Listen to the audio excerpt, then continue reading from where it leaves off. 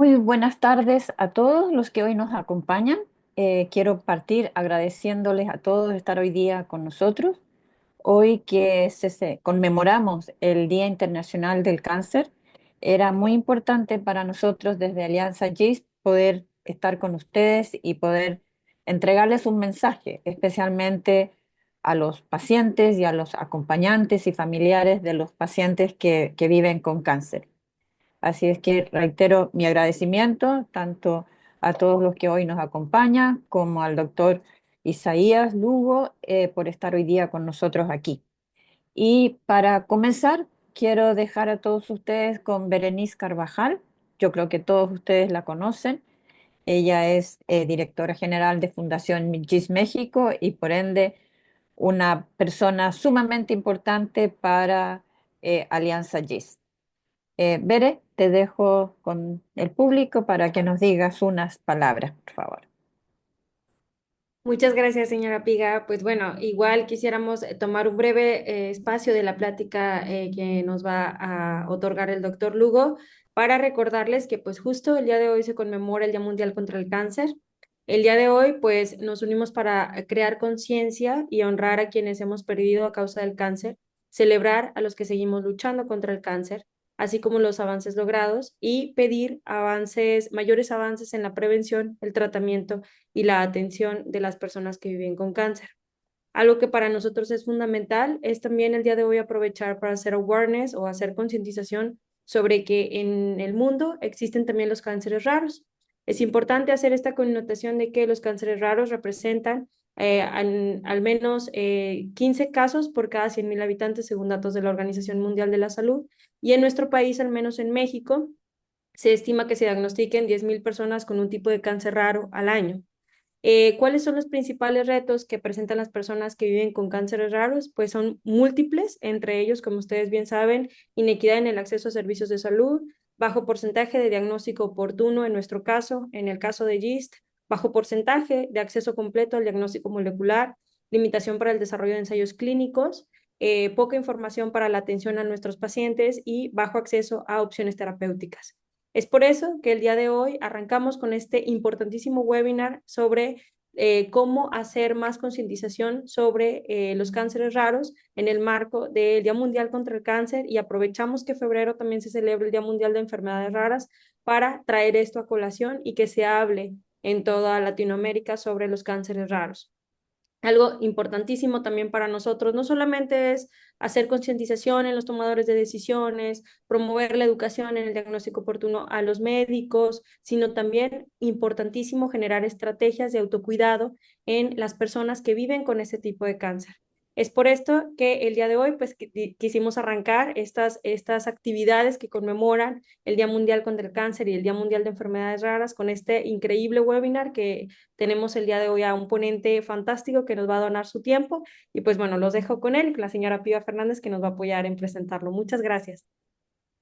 Sí, gracias, Bere. Bueno, hoy día, como decía Bere, conmemoramos el Día Mundial de la Lucha contra el Cáncer y uno de los temas que nos hemos propuesto mostrar en redes sociales es el impacto que recibimos los pacientes con cáncer al tener un diagnóstico, al recibir el diagnóstico. Y como no sé si se han visto en redes sociales, muchos han puesto sus fotos de perfil de cabeza, porque realmente es eso lo que nos pasa, ¿no? El mundo se nos da vuelta y porque y se siente un impacto sumamente grande. Así que por eso pensamos que era tan importante. Agradecemos mucho al doctor Lugo de estar hoy día aquí tocando este tema, que no sé si se habla mucho, pero es sumamente importante para el bienestar y para el desarrollo efectivo de incluso de los tratamientos contra el cáncer. El doctor Isaías Lugo González, él es licenciado, maestro y doctor en Psicología de la Salud por la Facultad de Estudios Superiores Iztacala de la Universidad Nacional Autónoma de México. Se ha desempeñado profesionalmente en instituciones de salud como el Hospital Juárez de México, el Instituto Nacional de Enfermedades Respiratorias, el Centro Médico ISS, me van a perdonar, pero no sé mucho las siglas, Ecatepec y las unidades de hemodiálisis de Sediasa del Grupo Ángeles. Actualmente es profesor de la Facultad de Especiales Superiores Cala en la licenciatura de Psicología, de la maestría de Medicina Conductual y de la especialización en Enfermería Nefrológica. En el área formativa supervisa el trabajo de atención de estudiantes de maestría del Servicio de Medicina Interna y Diálisis Peritoneal del Hospital General de Atizapán. Además, es responsable de la práctica de pregrado en Psicología de la Salud que se realiza en el Centro Integral de Medicina Renal, CIMER. En el área de investigación, ha publicado múltiples artículos y capítulos de libros sobre evaluación y la intervención de problemas psicológicos, adherencia al tratamiento y percepción sobre la enfermedad. Finalmente, es miembro del Sistema Nacional de Investigadores e Investigadoras del CONAICIT, nivel C. Doctor, para nosotros es un honor tenerlo aquí con nosotros. Le agradecemos nuevamente su tiempo y su generosidad en compartirla con nosotros y no le quito más tiempo, lo dejo con su público. Muchas gracias. Muchas gracias, señora Piga, por la presentación. Es un honor para mí estar el día de hoy con ustedes. Voy a realizar una presentación para todos y todas.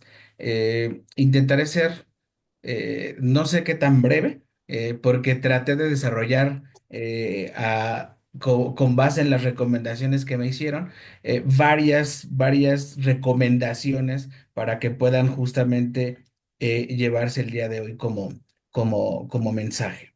Entonces, voy a compartirles. eh, no debería de haber ningún problema para que pudieran ver la presentación. Perfecto, muy bien. Bueno, como ya me hicieron favor de presentarme, yo soy Isaías Lugo, soy de un lugar cercano a la Ciudad de México. Eh, eh, Hace varios años, gran parte de mi trabajo ha sido justamente en evaluar y atender pacientes que viven con algún tipo de enfermedad. Y durante algunos años justamente estuve en la unidad de oncología del Hospital Juárez. Es por eso la cercanía que tengo justamente con el trabajo de evaluación y de atención de las personas que viven con este tipo de padecimientos. Vamos a empezar, primero que nada, con una pequeña introducción. Intentaré siempre, a lo largo de la charla, resaltar algunos elementos que, desde el trabajo que se hace en atención a los pacientes con enfermedades crónicas, incluido el cáncer, es importante resaltar, que tiene que ver, como ya se decían, el impacto psicológico de un diagnóstico, el impacto psicológico que implica vivir con una enfermedad como esta y justamente todas aquellas demandas que empiezan a llegar una vez que se empieza a vivir con este tipo de padecimientos. Entonces, iniciaré con lo siguiente. Primero, contextualizarnos en términos de que las enfermedades crónicas van a afectar a los pacientes que viven con ellas de múltiples maneras. En el esquemita que tenemos del lado derecho podemos ver justamente que las afectaciones son múltiples. En términos personales, individuales o psicológicos, las principales afectaciones tienen que ver con problemas de estrés, con problemas de ansiedad, con problemas de depresión y en algunos casos también con problemas que tienen que ver con la sexualidad. Este tipo de situaciones no son aisladas, tienen que ver justamente con otro tipo de problemas, como por ejemplo los cambios físicos, debidos a la enfermedad o en ocasiones también debidos al tratamiento que se tenga que utilizar para hacer frente a la enfermedad. Otro tipo de cambios que se presentan son en el área familiar. Muchas personas van a requerir, si bien alguien que las apoye o alguien que implique, que les dedique cuidado, justamente para poder sortear todas las necesidades que se tengan que cubrir. El apoyo social va a ser fundamental, aunque en ocasiones también se ve afectado. La mayoría de los pacientes viven un cambio de roles, por ejemplo, en cuanto a las aportaciones económicas que hacen para la casa, en cuanto a los roles que tendrían dentro de la familia, lo cual también justamente implica problemas de carácter emocional. Y otro elemento fundamental es que la mayoría de ellos, dependiendo del tipo de enfermedad, dependiendo de la edad, de la etapa de la vida, pues también llegan a tener problemas en cuanto a la realización de sus actividades cotidianas. El área social también se ve afectada. Hablábamos primero en cuestiones de trabajo. Sin embargo, un área muy relacionada tiene que ver con la interacción con otros, ¿no? Hay dificultades para socializar, en ocasiones se presenta aislamiento, ¿de acuerdo? Y en algunos casos también hay problemas de discriminación.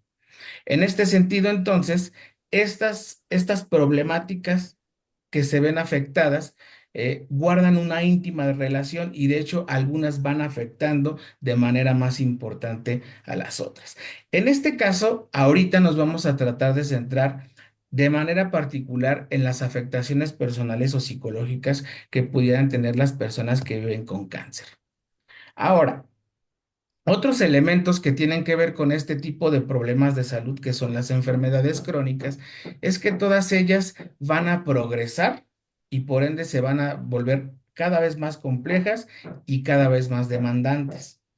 ¿Qué quiere decir esto? Que seguramente lo que se requería de una persona eh, al principio, cuando al principio empieza a vivir con una enfermedad, no necesariamente va a ser lo mismo conforme vaya evolucionando. Entonces, son enfermedades que van a requerir muchos esfuerzos, primero por parte de los pacientes que viven con estas enfermedades, por parte de su familia y también por parte del equipo de salud. En este sentido, son condiciones que requieren mucho esfuerzo y bastantes recursos personales, ¿de acuerdo? De ahí entonces que sean condiciones que son sumamente estresantes. Por otro lado, los tratamientos no necesariamente implican una curación. La mayoría de ellos se van a centrar esencialmente en el manejo de los síntomas, por ejemplo, el dolor, la incomodidad, ¿de acuerdo? Las náuseas, etcétera. Y también en intentar que esa progresión de la enfermedad, ¿de acuerdo? Se prevenga en alguna medida o se postergue lo que más se pueda, con el propósito de que las personas vivan con la mejor calidad de vida que se pueda. Estos tratamientos entonces van a implicar aspectos muy importantes que tenemos que mencionar. Por ejemplo, la mayoría de ellos, si no es que todos, van a implicar que las personas tengamos que cambiar la forma en la que vivimos o la forma en la que hacemos las cosas. Y entonces, justamente este es otro elemento que puede ser bastante complejo para nosotros. El cambio normalmente va a ser o va a implicar una situación estresante. Algunos elementos que se llegan a presentar, por ejemplo, es modificaciones en la manera en la que nos alimentamos, ¿de acuerdo? En virtud de que este cambio en nuestra alimentación vaya dirigido a mejorar nuestra salud en la medida de lo posible, ¿de acuerdo? Cambios en la manera en la que dormimos, cambios en el rol y en la estructura familiar, cambios en cuanto a las actividades que tenemos que realizar porque necesitamos realizarnos múltiples estudios, muchos de ellos de carácter invasivo, así como los tratamientos que también llegan a tener este tipo de connotaciones. Cambios en el trabajo y en la economía, ¿no? Hablábamos del cambio en el rol familiar, pero también muchos de los pacientes justamente viven situaciones estresantes por la pérdida del trabajo, por problemas que tienen que ver con la jubilación, por el sueldo que disponían para, por ejemplo, para mantener o para aportar a su familia. Y entonces este tipo de problemas económicos también generan implicaciones importantes. En el área física también problemas de agotamiento, problemas de debilidad, problemas de funcionalidad en general, ¿de acuerdo? Modificación o cambios físicos que pueden también implicar problemas de interacción con la pareja, con la familia, con los amigos o con las personas que viven fuera de casa. Y en este sentido, como último elemento, los problemas emocionales y los problemas de estrés. Ahora bien, seguramente no estoy diciéndoles nada nuevo. seguramente todos ustedes han podido experimentar múltiples de estos tipos de problemas. Ante estos cambios, cada persona va a necesitar hacerles frente de muchas maneras o de la manera, de acuerdo, en la que sus propias habilidades se lo permitan, su propia familia los apoye para que se pueda lograr ese hacerles frente a este tipo de problemáticas. En algunas ocasiones, aunque en realidad vamos a comentar más adelante que sería recomendable que todas las personas incluidas, quienes brindan el apoyo a los pacientes, pudieran tener asesoramiento o atención psicológica, pero en muchos de los casos justamente se va a requerir buscar apoyo psicológico o emocional. Esto derivado a que todos estos cambios que comentamos previamente llegan a ser tantos que la mayoría de nosotros nos vamos a sentir desbordados ante la variedad de problemáticas que estamos justamente enfrentando. Y en ese momento, dadas estas problemáticas, los recursos con los que contamos tal vez parece que no nos alcanzan para poder hacerles frente. Entonces vamos a requerir de apoyo externo, justamente que de alguna manera nos puede orientar, nos puede asesorar para entonces retomar el camino y poder hacerle frente a este tipo de cambios. Porque como ya comentamos, dadas las características de este tipo de enfermedades, en algunos casos, todo va a depender de diversas variables, van a ser cambios que se van a vivir a lo largo del tiempo y entonces tenemos que hacerles frente. Muy bien. Comentábamos ya algunos aspectos que tienen que ver con algunos de los problemas psicológicos que normalmente se identifican en aquellas personas que viven con cáncer.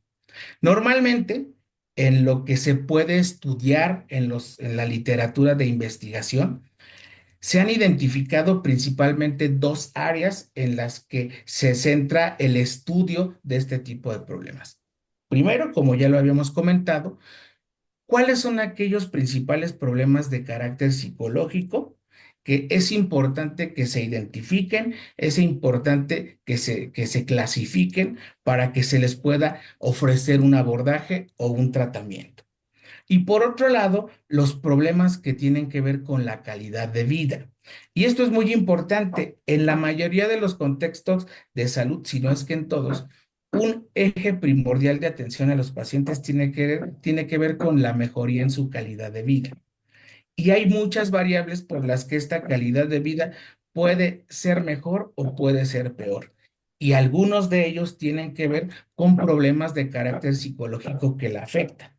Entonces, estos dos elementos van a estar sumamente centrados, o más bien van a ser de vital importancia en la atención tanto médica, nutricional como psicológica de los pacientes. Todo aquel problema psicológico que se aborde va a ser imperativo que nos ayude a mejorar la calidad de vida de las personas. Todo aquel tratamiento médico o nutricional que se ofrezca va a ser imperativo que intente generar reflejos en la mejoría en la calidad de vida. Los principales problemas que se han encontrado en las personas que viven con cáncer tienen que ver con síntomas de depresión, síntomas de ansiedad, problemas de estrés, también estrés postraumático, problemas relacionados o alteraciones emocionales relacionadas con la imagen corporal, problemas de interacción social, problemas con el núcleo de apoyo y también aislamiento, disfunción sexual debido a la enfermedad y al tratamiento también, pero también en este caso los problemas de relación y de interacción y problemas psicológicos tienen un papel fundamental para el abordaje de este tipo de problemáticas. Formas de afrontar las problemáticas de forma poco funcional. Aquí vamos a hacer hincapié en que les comentaba yo previamente, ante las problemáticas que implica vivir con una enfermedad de este tipo, sí o sí voy a tener que hacer frente a diferentes demandas que me implica la enfermedad y el tratamiento. Pueden existir muchas maneras en las que las personas hagamos frente a este tipo de problemas. Algunos dadas sus características, lo vamos a ver un poco más adelante, nos van a ayudar a que los resultados que obtengamos vayan a estar más cercanos a una mejor calidad de vida y a que experimentemos menos problemas psicológicos como la depresión. Sin embargo, algunas formas en las que hacemos frente a los problemas van a ayudarnos a llegar al punto contrario, a que esos problemas psicológicos se mantengan durante más tiempo y a que la calidad de vida vaya empeorando de manera progresiva, conforme va avanzando la enfermedad. Entonces, la forma en la que yo hago frente a los problemas va a ser fundamental. Otro aspecto tiene que ver justamente con el dolor y la fatiga que se experimenta, la ansiedad y dolor ante los procedimientos médicos o los procedimientos quirúrgicos que se llegan a realizar, que para eso también el asesoramiento psicológico puede ayudarnos mucho, porque en este caso el papel del psicólogo es preparar a las personas para que puedan justamente hacer frente de mejor manera a algún procedimiento doloroso o algún procedimiento quirúrgico. Y un elemento también que no podemos dejar de lado, los problemas que se pueden dar en cuanto al autocuidado y a la adherencia al tratamiento. Más adelante tenemos un ejemplo específico para intentar superar cada uno o la mayoría de este tipo de problemas. Ahora, me gustaría, a modo de ejemplo, que nos pudiéramos centrar en una alteración emocional que la mayoría de las veces se puede relacionar con los otros problemas, tanto de salud mental como de calidad de vida que ya habíamos visto, ¿de acuerdo? Y en este caso vamos a centrarnos un poco más en los problemas de depresión.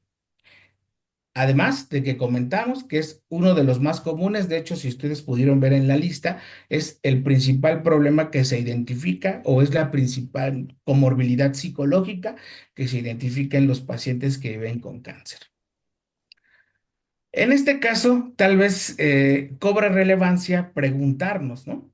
Eh, ¿Por qué razón nos deprimimos una vez que empezamos a vivir con una enfermedad? Ya se comentaba al inicio. Un elemento fundamental tiene que ver con las situaciones en las que me estoy desenvolviendo, las situaciones que estoy viviendo, una vez que, por ejemplo, yo empiezo a experimentar algún tipo de malestar o cuando recibo un diagnóstico. El diagnóstico es una noticia que impacta no solo a los pacientes, sino a la familia. Entonces, son eventos que van a favorecer que estas alteraciones emocionales se presenten. Sin embargo, a lo largo de todo el tiempo de las personas que viven con este tipo de problemas, va a suceder un fenómeno muy curioso. Si se pueden dar cuenta en este pequeño esquema que intenté diseñar, las personas que viven con esta enfermedad van a estar o van a tener que estar más relacionadas con situaciones estresantes, con situaciones en las que seguramente no se quieren estar, como implica, por ejemplo, situaciones estresantes como un diagnóstico, como tener que realizarme estudios, como ya los comentábamos previamente, que generan algún tipo de dolor o que sean invasivos, tener que estar continuamente en hospitales, en atención hospitalaria, en revisiones por los médicos, en que me realicen múltiples procedimientos y que muchos de estos procedimientos van a implicar algún tipo de molestia. Entonces, a lo largo de la enfermedad va a ser algo relativamente común que yo me esté enfrentando a este tipo de situaciones, ¿de acuerdo? Pero al mismo tiempo voy a dejar de estar en contacto en alguna medida con muchas situaciones que son importantísimas y valiosas para mí. Decíamos, las personas pueden llegan a dejar de trabajar, tal vez no en su totalidad o en algunas ocasiones de manera parcial. Ese de entrada ya es un problema, porque el rol cambia. El rol que yo tenía en mi familia también se ve modificado. Lo que yo podía aportar a la casa se ve modificado. Mis responsabilidades también cambian.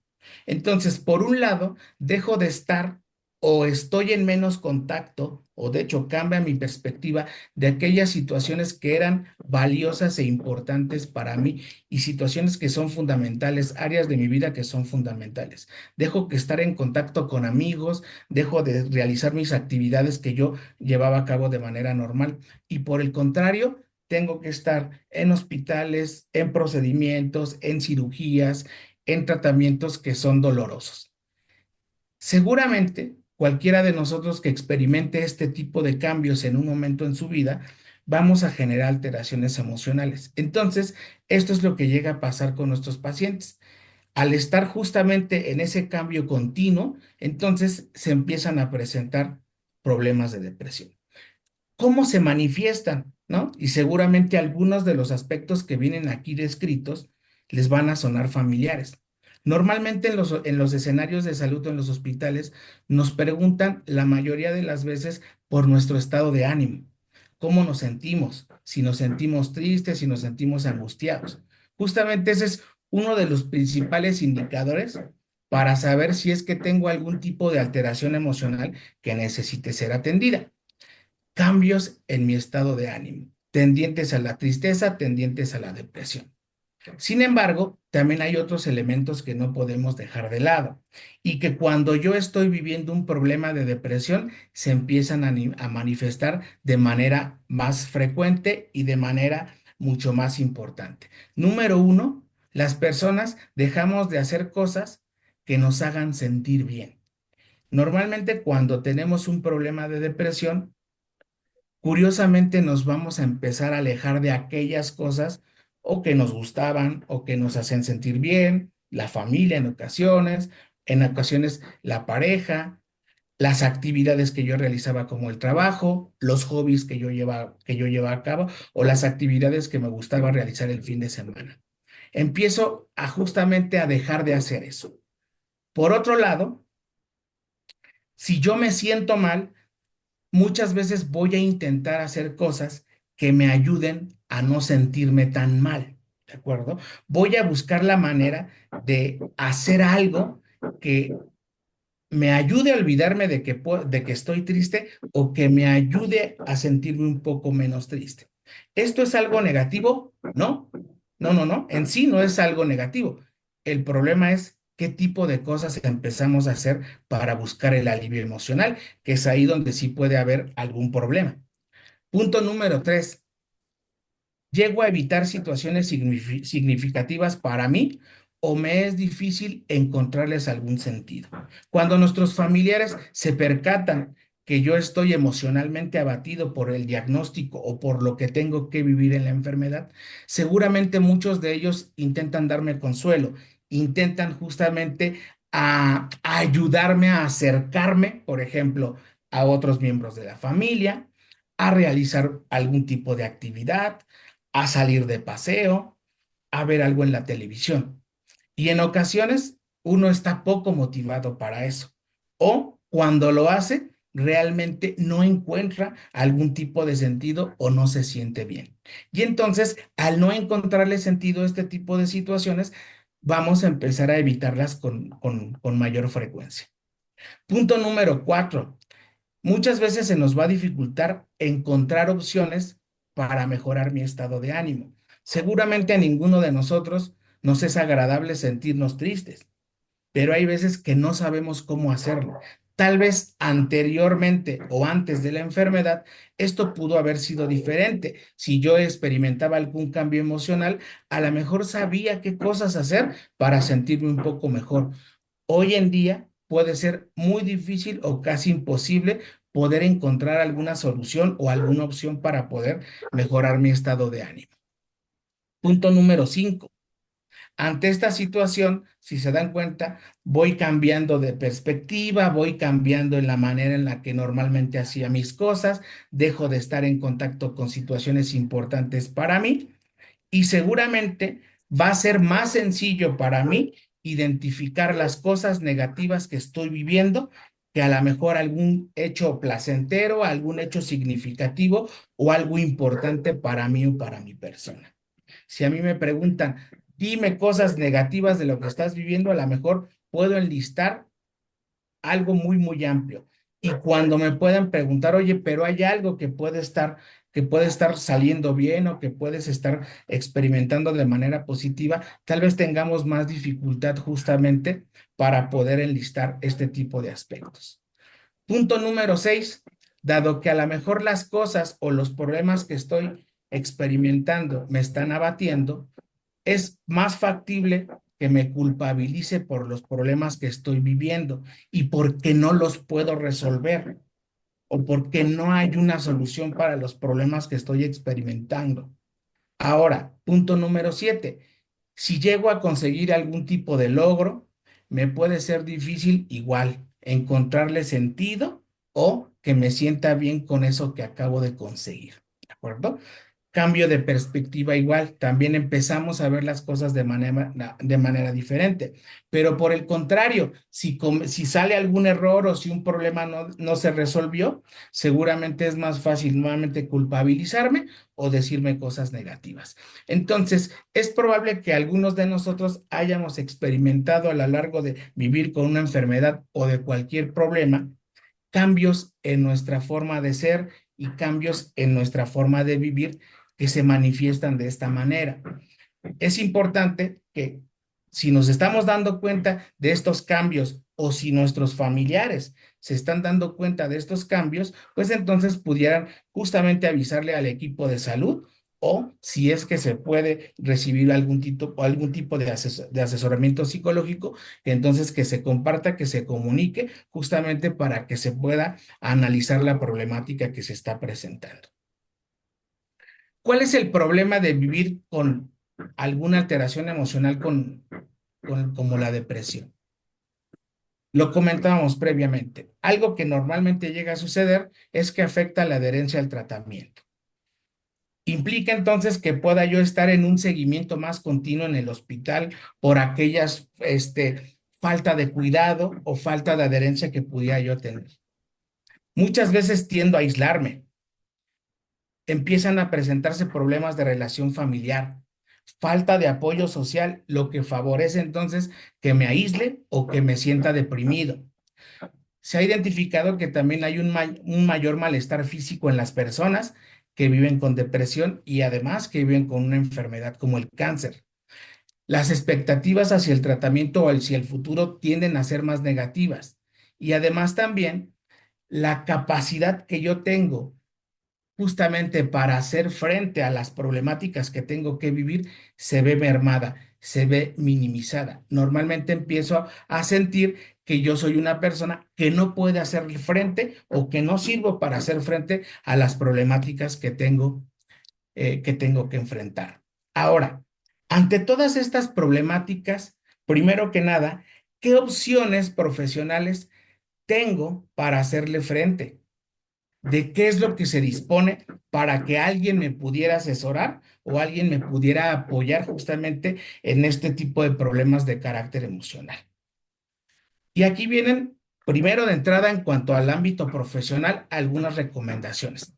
Primero, va a ser fundamental que si usted está pasando por cualquier tipo de problema como el que ya vimos, que se siente ansioso, que se siente deprimido, que está continuamente estresado, que a la hora de que está enfrentando sus problemas, no sabe qué hacer, se siente sobrepasado y los problemas considera que se están multiplicando o está teniendo problemas en el núcleo familiar, problemas de pareja, hay irritabilidad, problemas frecuentes entre los miembros de la familia.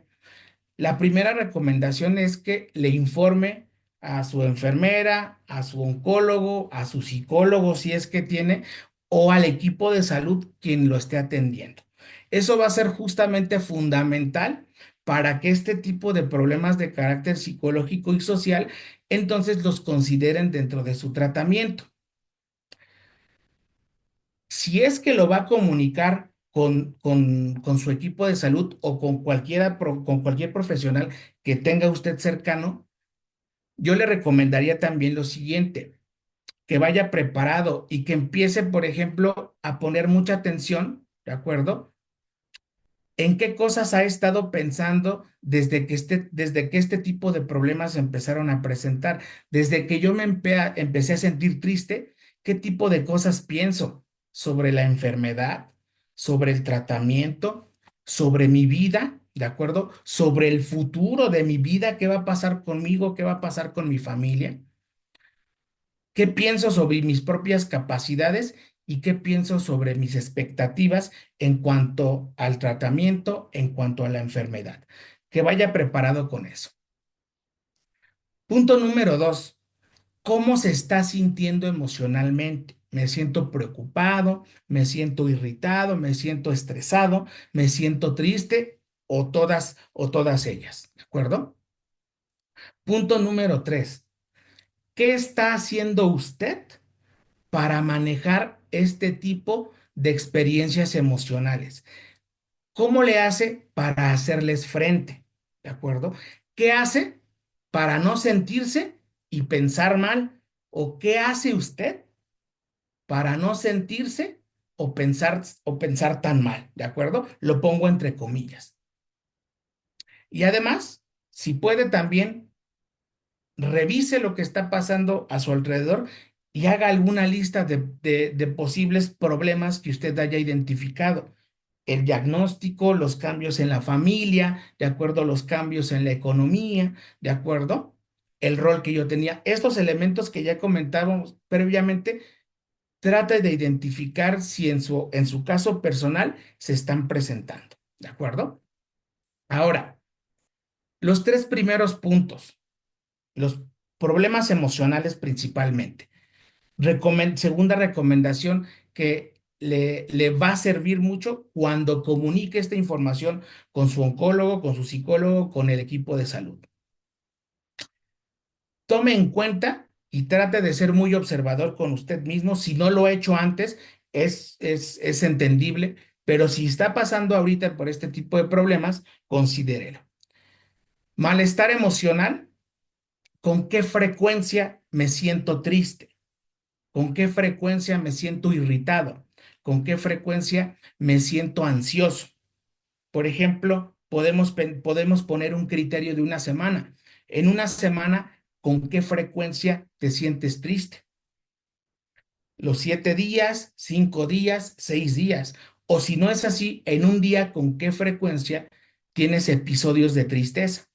Número 2, ¿cuál es su intensidad? ¿No? Vamos a poner un ejemplo. Yo me siento triste. ¿En qué medida me siento triste del 0 al 10? 0 es nada triste, 10 es muy triste. ¿O qué tanto me siento triste? Nada, poco, mucho o muchísimo, digamos, ¿no? Póngale algún tipo de valor. ¿Por qué les recomiendo esto? Porque va a ser una problemática.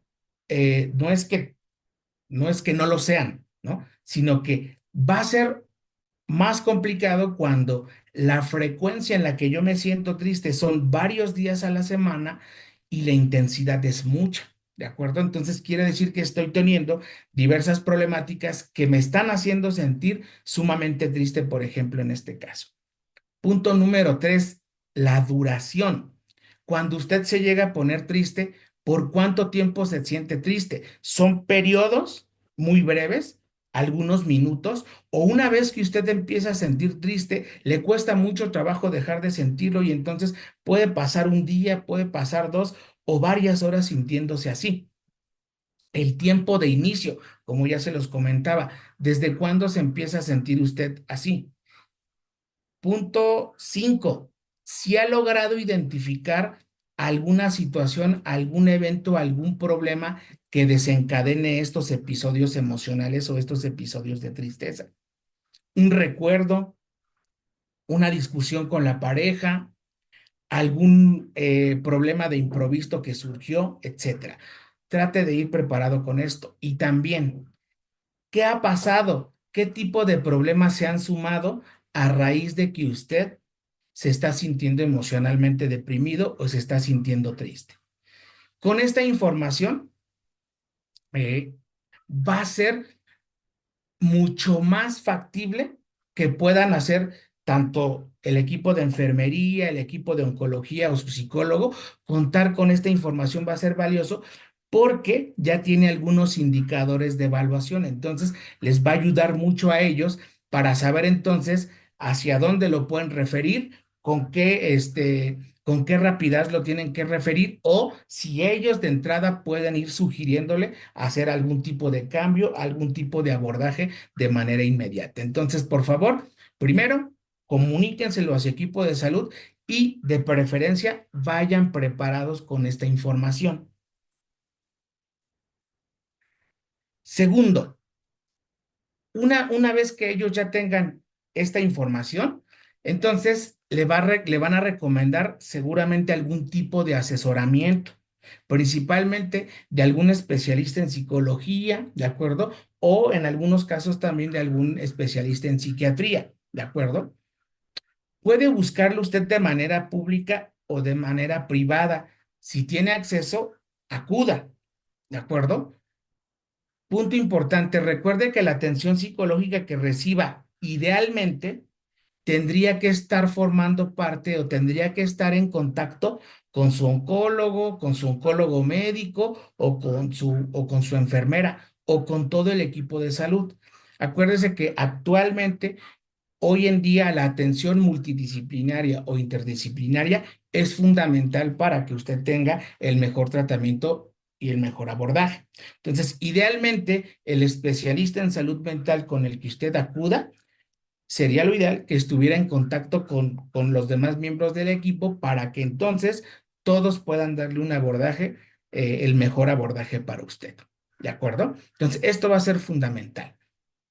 Ahora, otro aspecto que tal vez, aunque no es fundamental, pero yo le recomendaría que el experto en salud mental con el que usted acuda también tenga conocimiento o brinde atención a personas que viven con cáncer o con el tipo de enfermedad que se tenga. Va a ser fundamental porque entonces este profesional ya va a contar con pautas, ¿de acuerdo?, de asesoramiento específico para las principales problemáticas que usted puede estar viviendo, ¿de acuerdo? Y punto final de esta parte. Pregunte si el tratamiento que va a recibir cuenta con evidencia. Esto es muy importante. Hay múltiples formas de abordaje y de tratamiento psicológico para los pacientes o de asesoramiento emocional, ¿de acuerdo? No estamos para hablar mal de nadie, pero es importante que todos aquellos tratamientos que usted reciba, ¿de acuerdo?, tengan la certeza de que le va a traer buenos resultados a las problemáticas que usted plantee o las problemáticas que usted tenga que resolver. ¿A qué nos referimos? Y aquí les pongo una serie de ejemplos. Voy a tratar de ser relativamente breve y descriptivo con esto. Existen muchas formas o de terapia o de tratamiento psicológico. En específico, hay un grupo de tratamientos psicológicos que se llaman terapia o tratamientos cognitivo-conductuales, ¿de acuerdo? Estos tratamientos tienen una ventaja, no es que otros tratamientos no cuenten con este respaldo, pero este es el tratamiento que cuenta con el mayor respaldo para que usted, si va a recibir un tratamiento psicológico, pueda tener la garantía, ¿de acuerdo?, de que lo han hecho con pacientes que viven con cáncer y ha tenido buenos resultados en diferentes áreas de la vida de las pacientes y de los pacientes que fueron atendidos. Entonces, en esta pequeña tabla hay algunos estudios que se han encontrado que han documentado que la terapia cognitivo-conductual, ya sea de segunda o de tercera generación, también eso lo pueden preguntar ustedes con sus terapeutas o sus psicólogos que acudan, es terapia cognitivo-conductual, es de segunda o de tercera generación. Y estos estudios han demostrado que si las personas acuden a un tratamiento psicológico de este tipo, pueden obtener mejorías, ¿de acuerdo?, en los síntomas de depresión, en los síntomas de ansiedad, en el malestar emocional, en la calidad de vida ¿de acuerdo? Mejorías en la imagen corporal o en cómo se perciben las personas y las emociones de la cual que llegan a ser consecutivas de estos problemas de imagen corporal, ¿de acuerdo? Problemas de estigma, problemas en general de salud mental. Entonces, y también miedo a la recurrencia del cáncer, ¿no? Como podemos ver, este tipo de estudios puede ser en ocasiones muy complicado que contemos con la evidencia que esta terapia pueda servir específicamente para a lo mejor el tipo de cáncer que yo tengo. Al menos de lo que disponemos ahorita es que este tipo de terapia ha demostrado que es efectiva para pacientes con cáncer en general, que implica una gran variedad de cánceres. Sin embargo, sabemos que al final, como hay cánceres, de acuerdo, que son muy frecuentes en las poblaciones en las que vivimos, entonces es más factible que ese tipo de pacientes con ese tipo de cánceres hayan tenido acceso a este tipo de terapias, porque hay más cantidad de personas viviendo con este tipo de cánceres.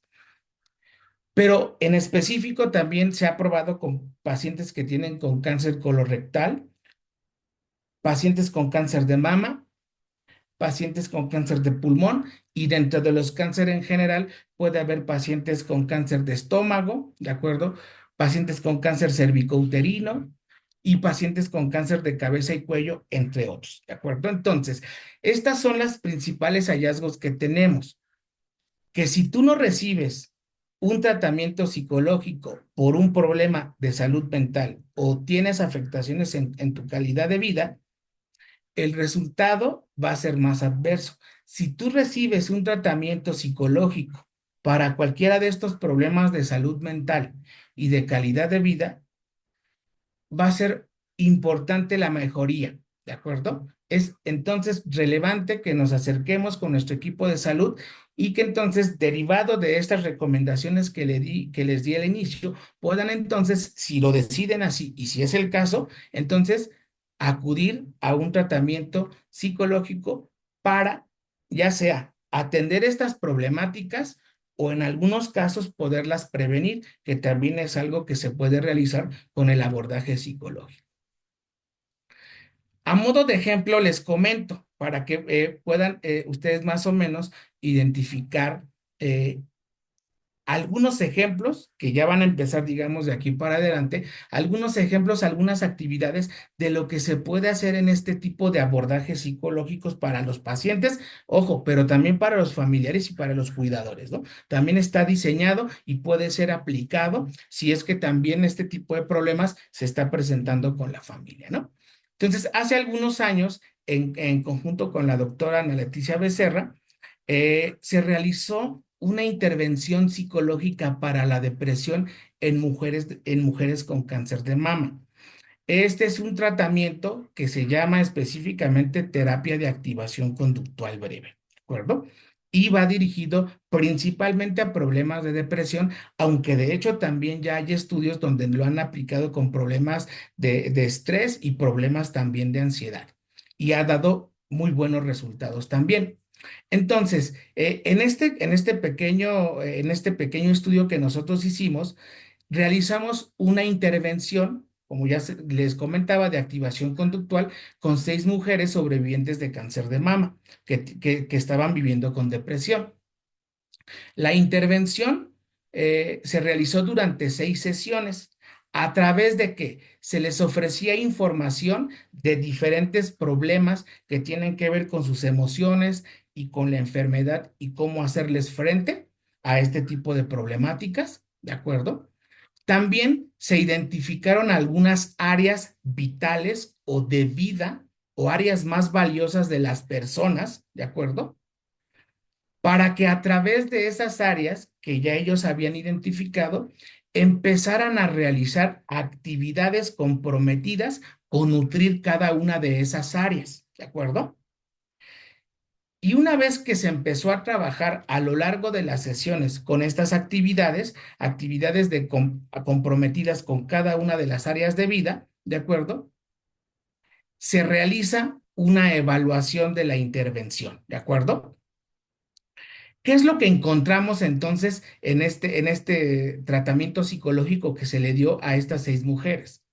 Las 6 pacientes presentaron una disminución importante a nivel individual de su problema de depresión, ¿de acuerdo? Es decir, disminuyeron el problema de depresión en todas las mujeres. Sin embargo, en las pacientes 2, 4 y 5 también se generaron cambios en su calidad de vida de manera importante. Entonces, si se dan cuenta, es un abordaje que es relativamente breve, ¿de acuerdo?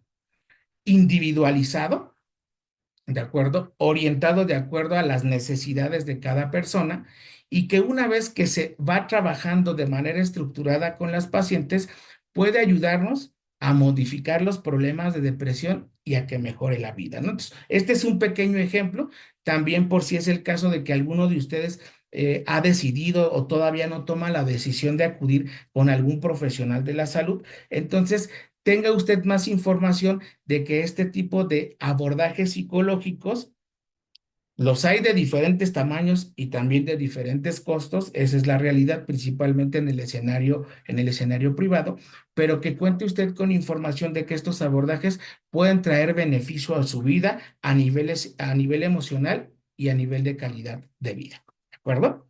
Muy bien. Ahora, vamos a pasar ya con los elementos que tienen que ver con las recomendaciones específicamente para su vida cotidiana, ¿de acuerdo? Es decir, vamos a descubrir un poco más de qué cosas se hacen dentro de estos tratamientos, pero también qué puedo ir haciendo yo en mi vida si es que todavía no me decido o todavía no tengo la posibilidad de acudir con un profesional de salud mental o un profesional de la psicología. Van a ir aquí algunas recomendaciones. Muy bien. El primer tema que me gustaría justamente recomendarles tiene que ver con 3 recomendaciones específicas o tres puntos fundamentales para manejar problemáticas relacionadas con el estrés. ¿De acuerdo? Número 1. Primero que nada, hay que mantenernos informados. ¿De acuerdo? ¿De qué necesito estar informado yo como paciente que vive con cáncer? De la enfermedad, del tratamiento, de los efectos que pudiera tener el tratamiento, de los resultados del tratamiento, cómo voy a saber yo que está siendo exitoso o que no está siendo exitoso el tratamiento para mí, ¿de acuerdo? ¿Ante qué tipo de procedimientos, estudios me voy a tener que enfrentar una vez que estoy en protocolo de estudio, por ejemplo, o una vez que estoy ya en mi tratamiento? ¿A dónde, cómo tengo que buscar atención si lo requiero? ¿A dónde me acerco? ¿Con quién? ¿Cuáles son los datos de alarma que yo necesito, a los que necesito estar atento si requiero, por ejemplo, tener algún tipo de atención de urgencias? ¿De qué manera me puedo autocuidar? ¿De acuerdo? ¿Qué tan importante es el apoyo social y, por ejemplo, aquella persona que va a cuidar de mí? En este caso, entonces, va a ser fundamental que nosotros sepamos cosas sobre la enfermedad, por ejemplo, por qué vivo con esta enfermedad, qué la causó, cuáles son sus síntomas y cuáles son sus consecuencias. Saber sobre el tratamiento, cómo se me va a administrar, cuáles son los efectos y cuáles son los posibles resultados o también los efectos adversos que se puedan presentar. Saber sobre los estudios y los procedimientos, cómo me puedo preparar para esos estudios, qué puedo hacer yo para que sean menos invasivos o en medida de lo posible, o que sean menos dolorosos, o a quién me acerco para que me ayude a prepararme, ¿de acuerdo? ¿Cuál es mi papel durante todo este proceso de la enfermedad? ¿Qué se espera que haga yo? ¿Qué necesito hacer yo para manejar mis emociones, para manejar el dolor, para apegarme mejor al tratamiento, para tener una mejor relación con el equipo de salud? ¿Cuál es mi papel o cuál va a ser mi papel durante todo este proceso? Esto entonces me va a ayudar a tener más conocimiento sobre este tipo de fenómenos tener una mayor claridad, ¿de acuerdo? Me va a ayudar a manejar mis expectativas, ya sea que puedan ser extremadamente positivas o extremadamente negativas, y también me puede ayudar a manejar la anticipación de eventos que yo considero que pueden pasar y que a lo mejor no necesariamente vayan a pasar. Entonces, lo que hemos visto en la atención a los pacientes es que se espera o es fundamental que todo paciente esté debidamente informado. Y entonces hay múltiples recursos a los que ustedes pueden acceder.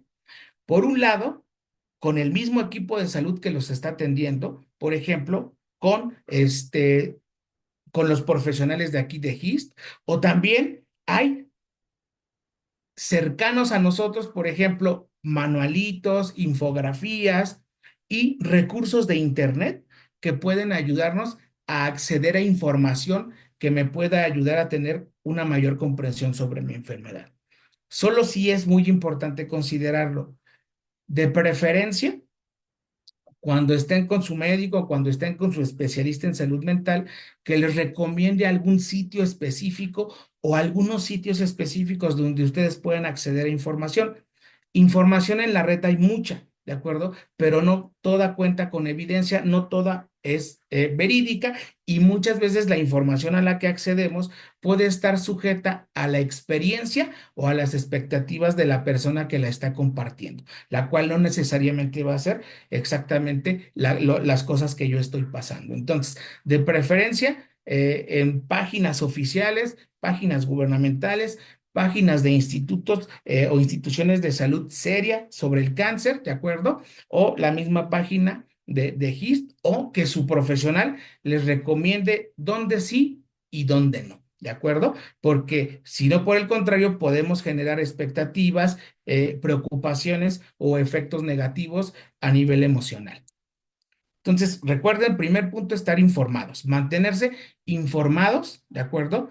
De manera adecuada con su profesional de la salud y en recursos adecuados. Punto número 2, contar con una red de apoyo. Esto va a ser fundamental. Ya estoy bien informado, eso me ayuda entonces a manejar expectativas y estrés. Pero otro punto fundamental es con quién cuento. ¿A quién tengo cerca para que me pueda apoyar a mí? ¿De acuerdo? Si mi red de apoyo es pequeña, o la refuerzo o la hago un poco más amplia. ¿De acuerdo? O construyo una nueva red con nuevos pacientes a quien haya conocido, otros profesionales a quien haya conocido. ¿De acuerdo? El apoyo de amigos, la comunidad, el personal de salud y la familia va a ser fundamental. ¿Por qué hacemos hincapié tanto en el apoyo social, que seguramente lo han escuchado o ya sea en otras charlas o en recursos informativos a los que tienen acceso? Número uno, porque la red de apoyo va a ser una especie de amortiguador ante los eventos estresantes que estoy experimentando en mi vida. Es decir, que va a ser diferente el peso o el efecto de diferentes situaciones de mi vida si estoy aislado y solo, a que si cuento con alguien que me brinde su soporte y su apoyo. El efecto y el impacto van a ser muy diferentes. De ahí la importancia del apoyo social. ¿Y de qué áreas o en qué elementos nos ayuda a amortiguar este tipo de problemas la red de apoyo? Por un lado, el apoyo material, ¿de acuerdo? Habíamos comentado que, dado de vivir con la enfermedad, podemos experimentar cambios en nuestro rol, cambios en nuestro trabajo y cambios en la economía. Entonces, mi red de apoyo puede ayudarme a surtir o a que se me ofrezca apoyo económico o algún tipo de recurso que yo necesite para cubrir una necesidad. ¿De acuerdo? Número 2, apoyo instrumental. Decíamos, voy a requerir, por ejemplo, a lo mejor hoy no me siento tan bien, o dada la cirugía que tuve, o dado el tratamiento que me están dando para el cáncer, puede ser que no me encuentre en las mejores condiciones físicas, que me encuentre cansado, que me encuentre fatigado. Y entonces voy a necesitar de alguien que me cuide, que me apoye en actividades, por ejemplo, de baño, de alimentación, de aseo en casa o de transporte, ¿de acuerdo? Entonces, puede haber otras personas que formen parte de este apoyo que se me da de manera instrumental. Tres, apoyo emocional. Normalmente, ante todos este tipo de problemas estresantes que estamos viviendo, voy a requerir de hablar con alguien, de que alguien me comparta su experiencia, de que alguien escuche mi experiencia, de que alguien me diga, ¿de acuerdo? O me oriente un familiar, un amigo, acerca de lo que estoy experimentando a raíz de mi diagnóstico, a raíz del tratamiento o durante todos estos años con la enfermedad. Entonces, el apoyo emocional también va a ser fundamental porque también me ayuda a regular mis emociones, ¿de acuerdo? Y número cuatro, el apoyo cognitivo. Es decir, hay ocasiones donde cuando acudimos a una consulta, a lo mejor se me brinda algún tipo de información, tal vez no puse atención, tal vez no fueron claros, pero es importante que esa información yo la conozca. Entonces, el acompañante, el hermano, el familiar que va conmigo puede cumplir la función de informarme o traducirme qué es lo que se quiso decir, me van a explicar múltiples cosas, ¿de acuerdo? Y además también pueden compartir algún tipo de experiencia en cuanto a lo que les ha tocado vivir. Si se dan cuenta entonces, el, la red de apoyo puede estar justamente configurada por múltiples personas. Decía yo, la familia, los amigos, la comunidad, ¿de acuerdo? Las sociedades a las que me acerco también en busca de apoyo y el personal de salud que me está atendiendo. ¿De acuerdo? Entonces, punto número dos, contar con una red de apoyo. Si yo soy una persona que he estado aislado o que no tengo muchos amigos, de preferencia recomendar empezar a construir una red de apoyo. Si estoy en estudios o en hospitalización, también ahí puedo empezar a construir. O si, dado el diagnóstico, dado la evolución, esa red se empezó a fragmentar un poco, buscar, reforzar y recomponer esa red, porque a lo largo de todo el proceso de la enfermedad va a ser fundamental. Y ojo, es importante, el apoyo es bidireccional, es decir, así como yo como paciente requiero de ese soporte para amortiguar los problemas de la vida, ¿de acuerdo? Yo también es factible que pueda ofrecer soporte a esas personas que me están apoyando, a esas personas que me están cuidando, ¿de acuerdo? Para que entonces se retroalimenta y pueda mantenerse durante más tiempo. Punto número tres, favorecer una sensación de control, ¿de acuerdo? En este caso, las reacciones emocionales exacerbadas, como por ejemplo lo que pienso, lo que siento o lo que experimenta mi cuerpo, suelen ser muy incómodas. Y la verdad es que normalmente vamos a buscar la manera de no experimentarlas o de disminuirlas, ¿de acuerdo? Justamente porque son incómodas o me hacen sentir muy mal. Sin embargo, para que yo pueda, por ejemplo, trabajar con las cosas que pienso, para que yo pueda trabajar con las cosas que siento, pues necesito darme oportunidad para experimentarlas, ya sean pensamientos a lo mejor un tanto negativos que estoy teniendo acerca del futuro o acerca de mi propia persona o acerca de la enfermedad, va a ser importante que tenga oportunidad de experimentarlos, ¿de acuerdo? Para que después pueda trabajarlos. Lo mismo las reacciones de tristeza, lo mismo las reacciones de ansiedad, ¿de acuerdo? Es decir, que esto me va a ayudar a conocerme un poco mejor. Les recomendaba yo previamente, si van a acudir con su equipo de salud, vayan preparados. Nos va a preguntar, oye, ¿cómo te sientes? Y ¡fum! Ustedes a la hora de que empezaron a observarse un poco más, a lo mejor a poner atención en lo que pensaban de manera más consistente, de poner más atención a qué emociones experimentan, con qué frecuencia, duración, intensidad y desde cuándo. Eso les va a ayudar a ustedes a conocerse más a nivel emocional y a conocerse más en cuestión de cómo están justamente enfrentando los problemas. Y les decía yo, por un lado va a ser muy útil para el personal de salud, pero también muy útil para ustedes porque van a conocer más cosas acerca de lo que están pasando, ¿no? Entonces, debemos de considerar experimentar este tipo de situaciones, ¿de acuerdo? Decía yo, repito, cuándo me siento mal, dónde y si sé por qué, ¿de acuerdo? La duración, la frecuencia y la intensidad, ¿de acuerdo? Dos, ¿de qué manera saludable puedo ayudar a regular esas emociones? ¿De acuerdo? Les decía yo, hay dos caminos, ¿no? Un camino que me puede acercar a resolver esa problemática y a lo mejor un camino que tal vez en un inicio también me va a acercar a resolver esa problemática. El problema es cómo llego a ese lugar, ¿de acuerdo? Por ejemplo, hay personas que cuando se sienten muy preocupadas, muy estresadas, muy angustiadas, eh, se aíslan, se duermen o llegan a consumir algún tipo de sustancia. Porque el dormir, el aislarse, el no estar el intentar no pensar en lo que les está pasando e intentar no sentir lo que les está pasando, les ayuda a tener una sensación de control a mejor un poco más inmediato.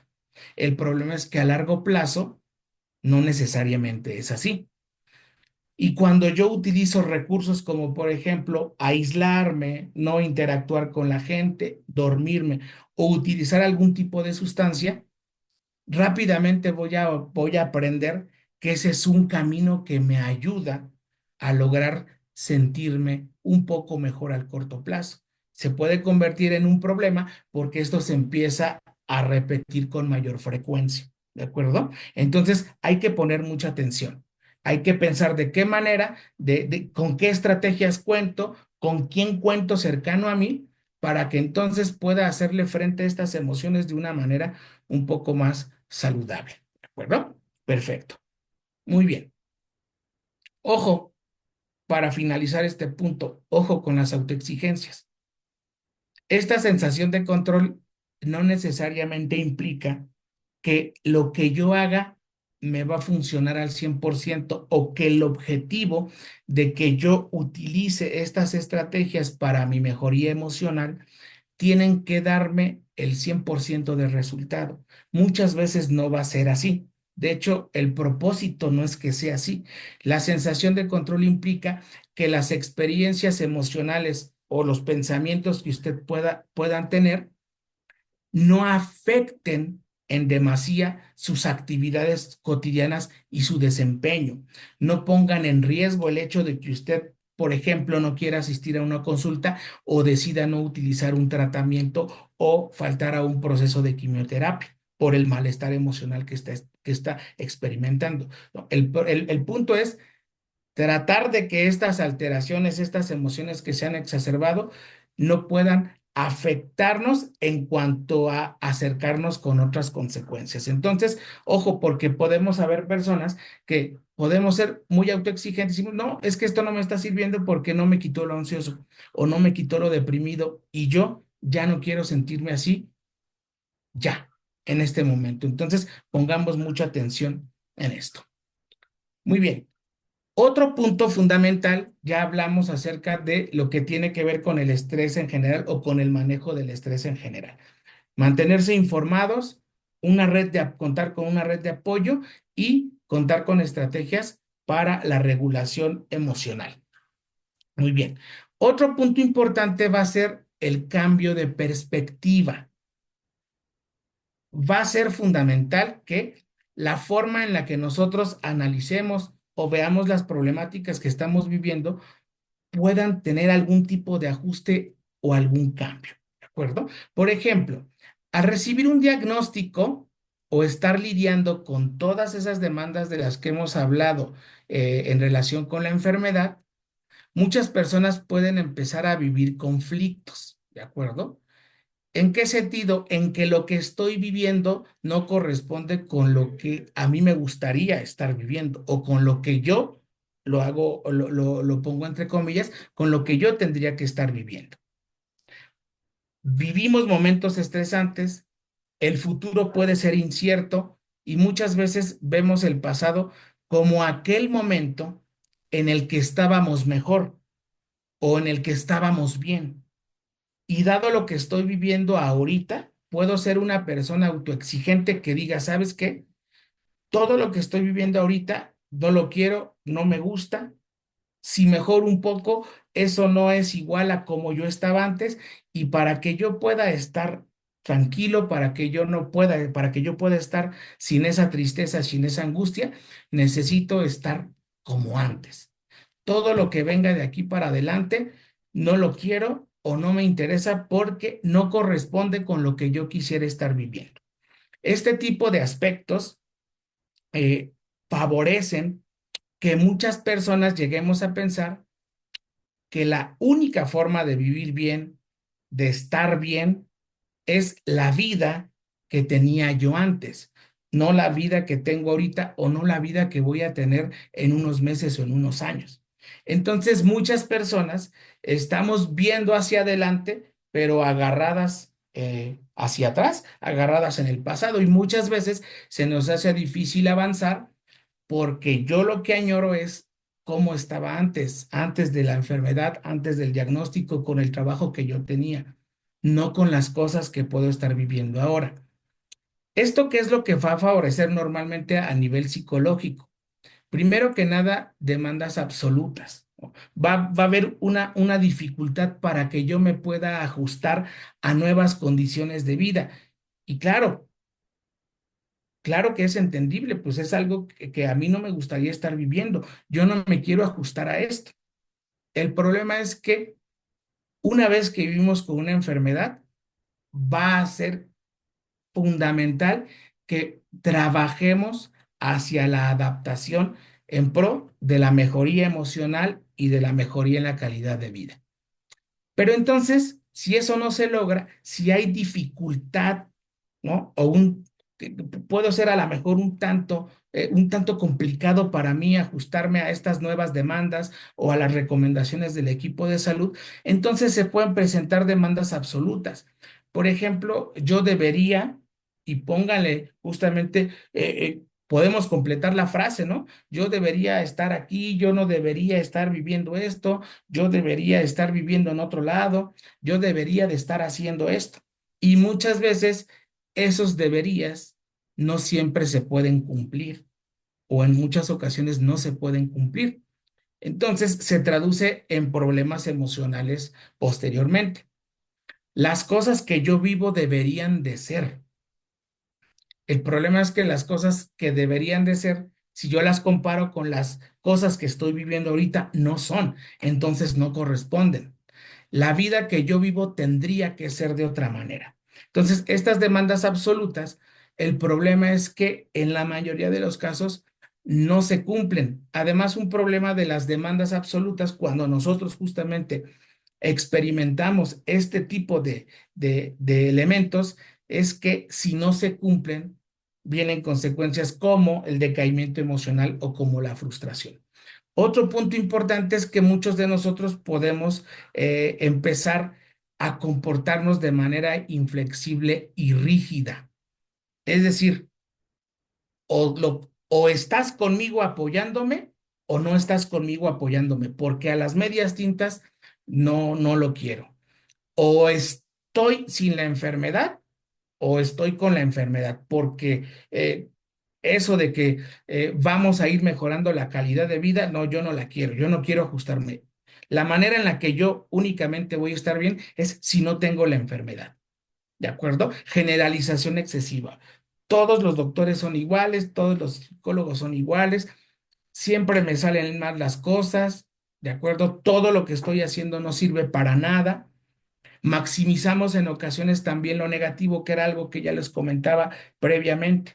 Entonces, estas formas en las que yo me puedo dirigir en mi vida van a ser más complicado que yo me ajuste a las nuevas necesidades y a la nueva forma que tengo que vivir. Otro punto es que en medida en que esto suceda, voy a tener una percepción más negativa sobre mi enfermedad y mi tratamiento. es más probable que viva de manera más negativa la enfermedad, que pueda en ocasiones referir más síntomas y complicaciones de las que se esperaría que yo tuviera. Puedo tener una percepción de poca valía personal en cuanto a cómo manejar mi enfermedad, en cuanto a cómo hacerle frente, lo cual se va a traducir la mayoría de las veces en que si yo creo que no puedo hacer nada para ajustarme a esta enfermedad, entonces seguramente no lo voy a hacer y voy a ser más susceptible al diálogo y a la comprensión de mis propios problemas, de mis propias emociones, pero también de las personas que fungen como red de apoyo. En este sentido, entonces, este tipo de demandas absolutas, de inflexibilidad y rigidez y de percepción negativa de la enfermedad van a poder afectarnos de todas estas maneras. Malestar emocional, seguramente mayor irritabilidad y frustración, afrontamiento evitativo y emocional, malestar físico, problemas de la calidad de vida, problemas de relación y de apoyo con los familiares o con los amigos y poca motivación para el cuidado o para la adherencia. ¿De acuerdo? Entonces, ¿qué es lo que necesitamos o a qué es a lo que nos referimos con cambio de perspectiva? A lo que sigue. ¡Pum! Número uno, va a ser fundamental entonces para este cambio de perspectiva, para que yo pueda en alguna manera, no quiero decir por favor que quede muy claro que tengamos que ver las cosas positivas en lugar de ver las negativas. No es darle, no es como que una vuelta a la moneda, no. Las situaciones son estresantes. El punto es cambiar de perspectiva en cuanto a la mejor verlas desde otro punto, darles una interpretación diferente, percibirlas de manera distinta. Y el primer punto tiene que ver, nuevamente, mantengámonos informados. En medida en que yo me mantenga informado, entonces voy a manejar las expectativas, las anticipaciones de resultado o de mi salud, las limitaciones o consecuencias esperables. Yo necesito estar informado, oiga, doctor, ¿qué me va a pasar con este tratamiento? ¿En qué medida me va a afectar físicamente? ¿En qué medida me va a afectar socialmente? ¿Voy a poder continuar realizando estas actividades? ¿Qué expectativa se tiene del tratamiento? ¿Voy a poder salir adelante o no voy a poder salir adelante? Necesito estar claramente informado para que entonces mis demandas, mis percepciones puedan estar justamente más cercanas a ayudarme a ajustarme a las necesidades que necesito cumplir o a las demandas que necesito cumplir. Punto número dos, solo son tres ejemplos. Hay muchas formas de hacerlo. Solo voy a mencionarles tres ejemplos. Número dos, considerar la idea de que las cosas no siempre son blanco y negro o todo o nada. Hay una escala de grises entre esos dos polos, pero volvemos a lo mismo. Cuando estamos viviendo situaciones muy complicadas, podemos tender a valorar las cosas solo en dos opciones, solo en dos polos. Y entonces, algo que nos va a ayudar mucho es agarrar perspectiva y entonces decir, oye, ¿y no hay una escala en medio? ¿No hay opciones en medio? Y entonces, simplemente tener la posibilidad de pensar en que las cosas no son de dos opciones, sino que hay múltiples opciones, eso me va a ayudar a abrir mi perspectiva. Pongo dos preguntas. En realidad, por ejemplo, si fuera el caso, ¿ya no puedo hacer absolutamente nada? O más bien, derivado de los problemas emocionales y derivado de que de estas demandas que estoy experimentando, estoy poco motivado para hacer las cosas, pero yo refiero que no puedo hacer nada. Claro, ojo, todo esto lo acoto, todo depende de la edad, de la etapa de la enfermedad y de las condiciones de las personas.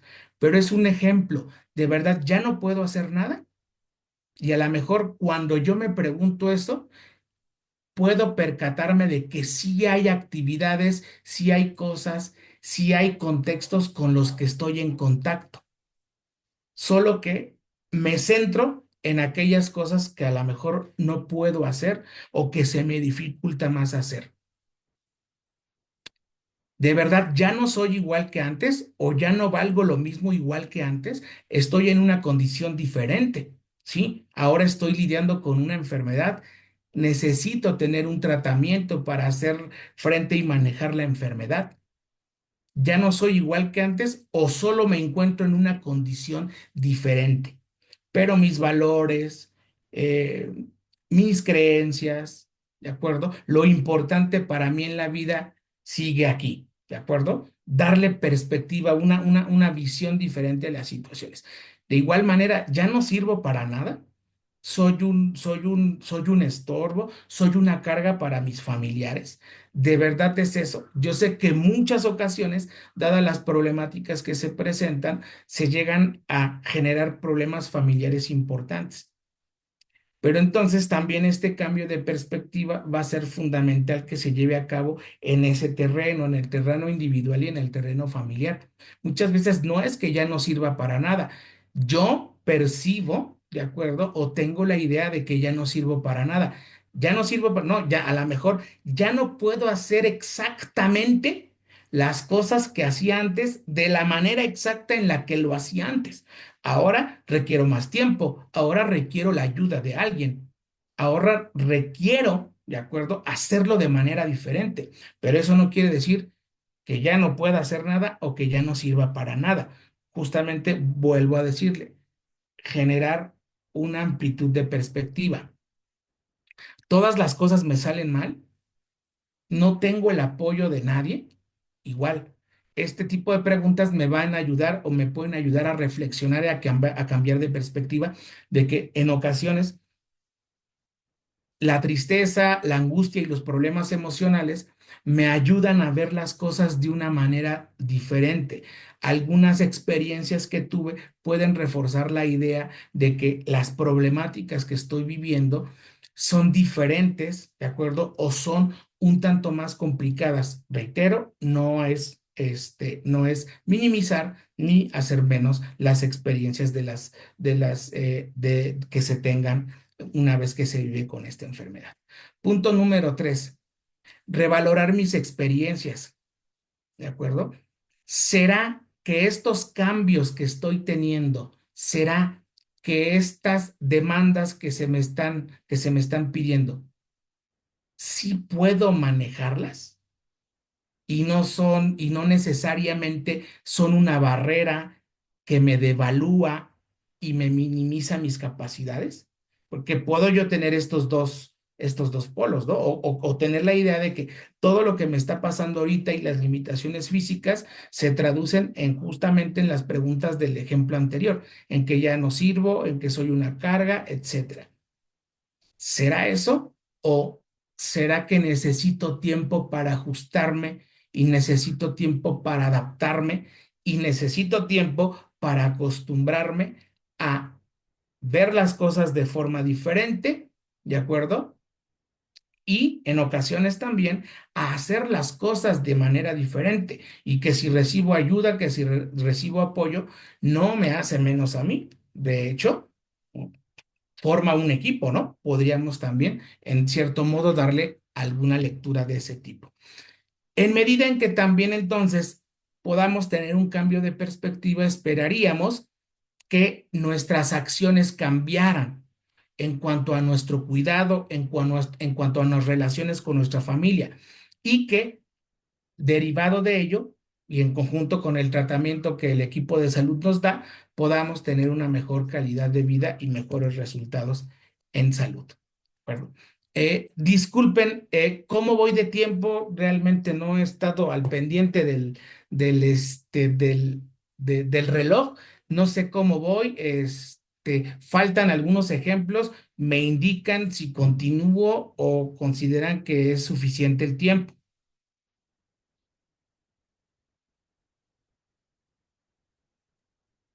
Doctor, si quiere, puede decir un ejemplo más para pasarnos a la parte de preguntas y respuestas por si alguno de los integrantes tiene alguna pregunta específica para usted. Quisiéramos dejar un pequeño espacio para eso también. Perfecto, muy bien. Me adelanto un poquito.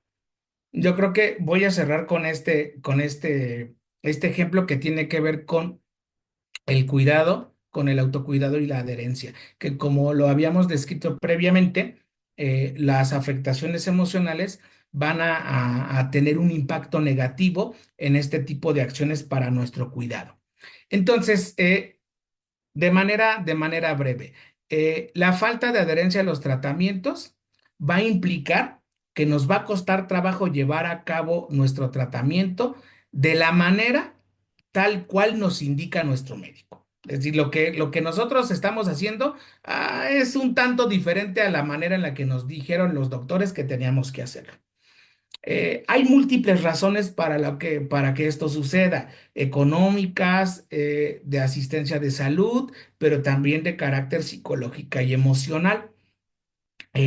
Sin embargo, hay algunos aspectos que son recomendables para ustedes, eh, que deberían de contar o que tienen que contar para que este problema de adherencia y problema en el autocuidado, se pueda evitar o se pueda minimizar. Van a ser tres puntos fundamentales. La adherencia a su tratamiento y el autocuidado va a implicar que usted haga ciertas cosas en beneficio de su salud. Entonces, todo paciente, o lo pongo así de esta manera, yo necesito saber, siempre que me atienda mi oncólogo, mi nutriólogo, mi psicólogo, cualquier miembro del equipo de salud, yo necesito saber cuál o cuáles acciones son clave y fundamentales para mi tratamiento. Punto número dos, la adherencia implica una serie de indicaciones y criterios. Es decir, además de saber cuáles acciones yo necesito llevar a cabo, yo necesito tener instrucciones claras de mi equipo de salud, y esas instrucciones deben de hablar qué debo de hacer, cómo lo debo de hacer y para qué debo de hacerlo. Es decir, usted en una consulta o en su seguimiento médico tendría, por lo menos cuando le ofrezcan algún tipo de tratamiento, ya sea uno que usted se puede administrar o que va a acudir a algún lugar para que se lo administren, necesita de entrada saber cuál, cómo, por qué y para qué se va a realizar el tratamiento. Punto número tres, la adherencia va a implicar normalmente a lo largo del tiempo un resultado. Entonces, yo necesito saber qué voy a esperar como resultado de realizar un cambio en mi estilo de vida o de utilizar un fármaco. ¿En cuánto tiempo más o menos se puede ver ese resultado? ¿Qué característica va a tener ese resultado? ¿Y cómo yo puedo saber que lo estoy consiguiendo o no? Entonces, esa información va a ser fundamental. Entonces, eh, elementos clave que ustedes, todos los pacientes, tendrían que saber en cuanto a su tratamiento. Saber qué es lo que deben de hacer, saber cómo lo deben de hacer, saber cuándo y por cuánto tiempo lo deben de hacer, o por cuánto tiempo, les van a administrar un tratamiento, saber por qué, saber para qué, saber cuáles son los resultados y cómo estar al pendiente de ellos. Y si fuera el caso, también estar al pendiente de algunos efectos que pudiera generar el tratamiento si fuera el caso.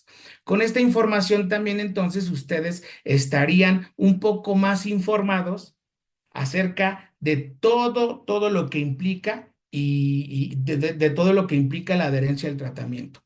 Y es más, yo le recomendaría tres cosas más. Conozca sus barreras y cómo puede reforzar sus avances. Es decir, hay personas que están muy motivadas para llevar a cabo un tratamiento, pero hay cosas que no se los permiten. Por ejemplo, el dinero, la distancia, el acceso a ciertos medicamentos, si fuera el caso, el acceso a ciertas formas de alimentación, etcétera. ¿De acuerdo? Eh, Pida retroalimentación a su equipo de salud. Es decir, cuando usted vaya a sus seguimientos, pregúntele a su médico, oiga, ¿cómo voy? ¿No? ¿Lo estoy haciendo de manera adecuada? ¿Los resultados son los esperables? ¿Hay algo más que yo podría agregar? Y si ya se le olvidó o si ya no supo cómo hacerlo o si ya perdió el manual que le dieron, pues puede volver a pedir información o que le ejemplifiquen cómo llevar a cabo estos cambios en su estilo de vida o a dónde acudir o de qué manera se puede pedir el tratamiento. Entonces, tenía yo algunos ejemplos por ahí más. Sin embargo, creo que sí me extendí mucho. Una disculpa por ello, pero bueno, traté de centrarme mucho en las recomendaciones. Pues muchas gracias. Igual les dejo mi correo por si existe alguna otra duda, alguna pregunta en específico, tal vez que no se pueda hacer ahorita. Aquí está mi contacto por si necesitan saber algo más acerca del tema y pues muchas gracias.